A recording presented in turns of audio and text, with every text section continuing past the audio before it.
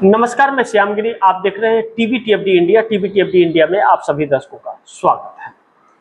चंद्रबाबू नायडू की सीधी चेतावनी या धमकी कह लीजिए प्रधानमंत्री मोदी को, यानी पीएम मोदी को, कि अमित शाह को कुर्सी से आप तुरंत हटाइए। यानी कि अमित शाह का इस्तीफा अब नरेंद्र मोदी ने नहीं लिया तो चंद्रबाबू नायडू का यह अल्टीमेटम समर्थन वापसी में बदल जाएगा और जल्द से जल्द लेने की बात कही है कि जल्द से जल्द अमित शाह का मंत्रालय आप बदल दीजिए या उनका इस्तीफा लेकर के उनको हटाइए मंत्रिमंडल से।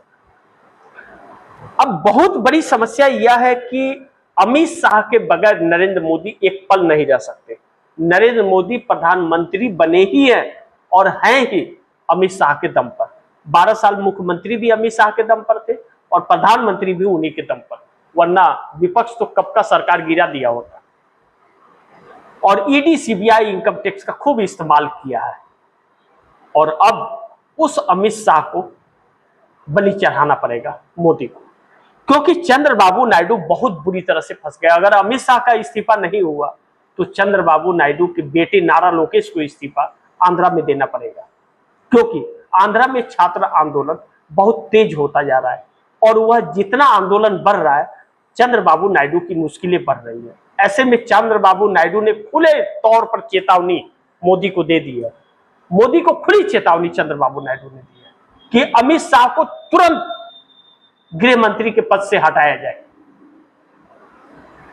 और अगर यह चेतावनी है तो मोदी के लिए बहुत बड़ा संकट अब उत्पन्न हो गया। लेकिन यहीं पर अगर देखें हम तो 18 सांसद, 16 चंद्रबाबू नायडू के 2 पवन कल्याण के 18 सांसद आंध्र प्रदेश से मोदी को समर्थन दे रहे हैं। यह 18 सांसद मोदी को प्रधानमंत्री बने रहने के लिए बहुत जरूरी है या भाजपा का सरकार रहने के लिए जरूरी है। और वह अब चंद्रबाबू नायडू धमकी पर उतर आए, क्योंकि चंद्रबाबू नायडू को कांग्रेस का साथ मिल रहा है। वह कांग्रेस के नजदीक भी जा रहे हैं। लगातार कांग्रेस के नेताओं से उनकी मुलाकात और बातचीत चल रही है। ऐसे में यह भी कहा जाता है कि कभी भी चंद्रबाबू नायडू कांग्रेस के साथ चले जाएंगे, मोदी का साथ छोड़ करके।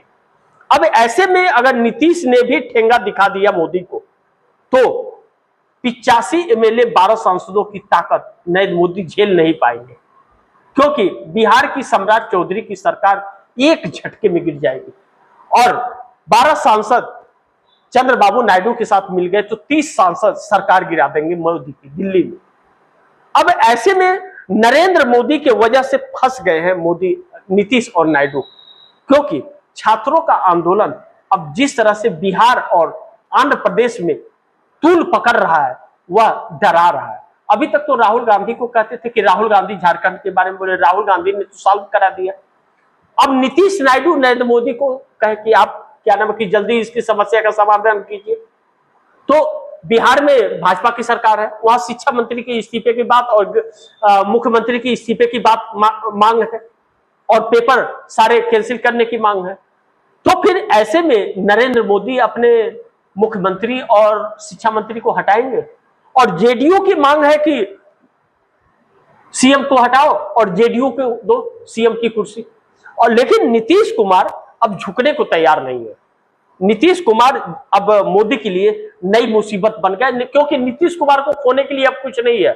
सीएम की कुर्सी भी चली गई और भारतीय जनता पार्टी के कार्यक्रमों से उनके दोनों डिप्टी सीएम दूरी भी बना लिए हैं और जिस तरह से विपक्ष के साथ मिल रहे हैं नीतीश कुमार, और नीतीश कुमार ने यह बयान दिया कि हम भाजपा के साथ चुनाव नहीं लड़ेंगे, तो मोदी के लिए शुभ संकेत नहीं है।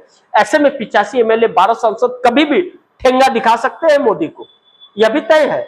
और नीतीश पलटने में नंबर 1 है, फिर पलट जाएंगे नीतीश और मोदी देखते रह जाएंगे। ऐसे में एनडीए के सांसद मोदी सरकार गिरा सकते हैं आने वाले दिनों में, जो स्थितियां इस वक्त देश के अंदर बन रही है।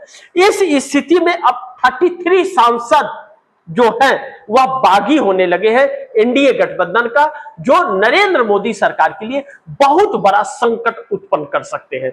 ऐसे में नरेंद्र मोदी सरकार की बेचैनियां बढ़ रही है, पीएम दफ्तर का माहौल बिगड़ गया है और मोदी से संभले नहीं संभल रहा है, क्योंकि चंद्रबाबू नायडू की यह सीधा अल्टीमेटम जो है, या धमकी समझ ले, चेतावनी समझ ले, सलाह समझ ले, कुछ भी समझ ले, लेकिन चंद्रबाबू नायडू अब मोदी के साथ नहीं रहने वाले हैं, क्योंकि मोदी का क्रेज जैसे गिर रहा है लगातार, वह विपक्ष हावी हो रहा है और जनता विपक्ष के साथ खड़ी हो गई। और विपक्ष में कहे तो राहुल गांधी का जो क्रेज बढ़ रहा है ना, लोकप्रियता जो बढ़ रही है राहुल गांधी की, उससे एनडीए गठबंधन के अंदर एक बहुत बड़ा दरार आ रहा है। मोदी डाउनफॉल कर रहे हैं और राहुल गांधी ऊपर जा रहे हैं बड़ी तेजी से। तो चमकते हुए भविष्य हैं राहुल गांधी, और नरेंद्र मोदी अतीत बन गए हैं, अतीत बन गए हैं और इतिहास के पन्नों में काले अक्षरों से दर्ज किए जा रहे हैं। और हर कोई नरेंद्र मोदी के खिलाफ है, चाहे वह बच्चे हो जो जिसे जेन अल्फा कहा जाता है, चाहे वह जेनजी हो, या भविष्य अतीत को चुनौती दे रहे हैं कि अब तुम अतीत हो, चलो निकलो झोला उठाओ।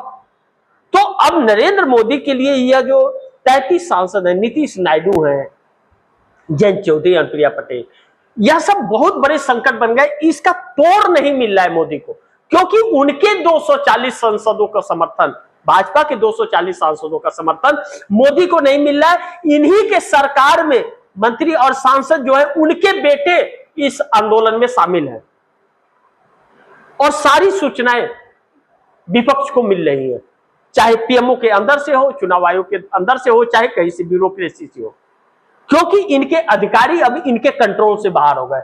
मंत्री कंट्रोल के बाहर है, इनके लोग कंट्रोल के बाहर हो गए। अब कोई डरता इनसे नहीं है, और जब इनसे नहीं डर रहा है तो इन्हें डर लग रहा है।